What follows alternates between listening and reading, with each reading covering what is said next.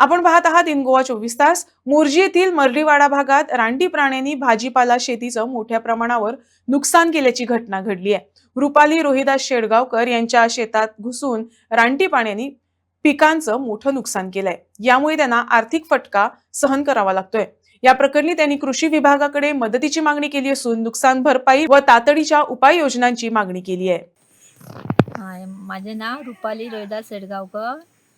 हे शेतातले नुकसान झालेली असा आणि हे राती रानडुकरीले कोणीले कोण जाणार म्हाका खूप दुःख आला।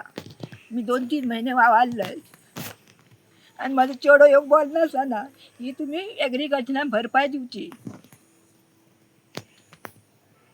तरी आम्ही टमाटा लायलेली आणि काय लायलेली सगळं आम्ही केला। 3 महिने मी वावरते इथून सगळ्यांना करून उडयला।